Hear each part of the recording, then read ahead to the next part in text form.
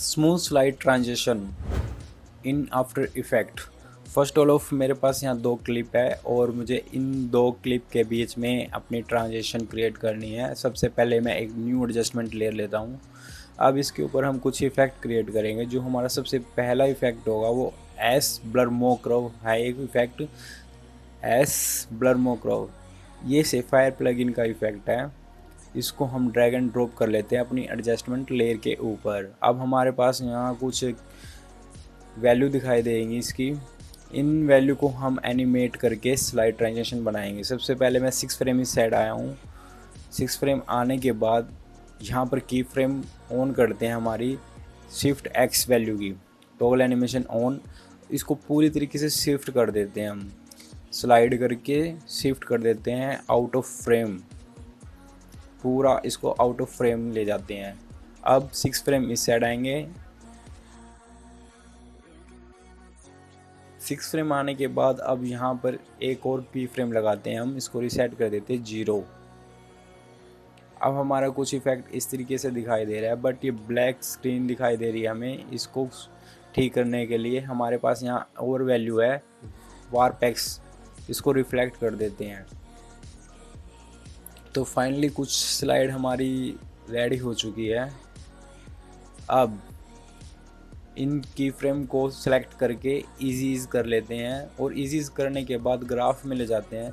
आपको की frame select करके रखना है ताकि ग्राफ ओपन हो चुके। अब इसके कर्व को थोड़ा सा स्मूथ कर देते हैं इस तरीके से, ताकि हमारे स्मूथ एनिमेशन दिखाई दे।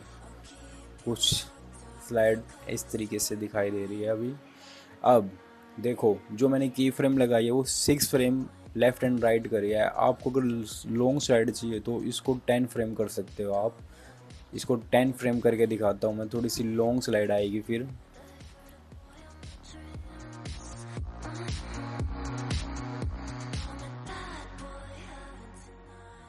इसको एक्सटेंड कर रहा हूँ मैं की फ्रेम को राइट एंड लेफ़्ट। अब 10 फ्रेम एक्सटेंड होने के बाद जो हमारी स्लाइड की जो टाइमिंग थी वो थोड़ी सी बढ़ चुकी है।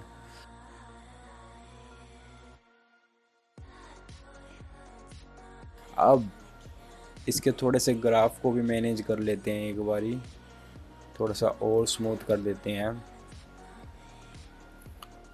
अब हम इसके ऊपर हल्का सा एक्सपोजर इफेक्ट डाल रहे हैं ताकि हल्की सी लाइट क्रिएट हो जब स्लाइड होए। अब हमें एक्सपोजर वैल्यू को की फ्रेम करना है। सबसे पहले इसकी टॉगल एनिमेशन को ऑन कर लेते हैं की फ्रेम के लिए और एक्सपोजर की वैल्यू को हल्का सा इंक्रीज़ कर देते हैं। इंक्रीज़ करने के बाद हमें इस की फ्रेम तक आना है और इसको रीसेट कर देना है ताकि स्टार्टिंग में 0 हो, बीच में हल्की सी एक्सपोजर गेन हो और फिर दोबारा से 0 हो जाए। तो इस तरीके से की फ्रेम को सेलेक्ट करके ईज़ कर लेना है। अब हमारी स्लाइड के साथ एक हल्का सा एक्सपोजर इफेक्ट दिखाई देगा आपको, बिल्कुल स्मूथ है।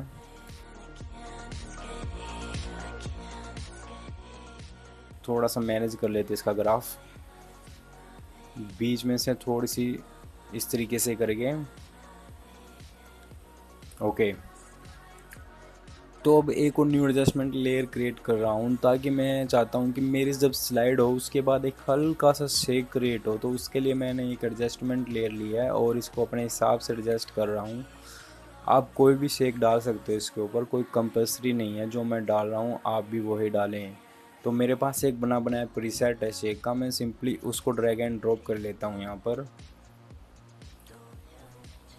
फाइनली हमारा कुछ इफेक्ट बन के रेडी है। स्लाइड के साथ हल्का सा एक्सपोजर आ रहा है, फिर एक हल्का सा शेक दिखाई दे रहा है। तो ऑल ओवर इफेक्ट कुछ ऐसा दिखाई दे रहा है।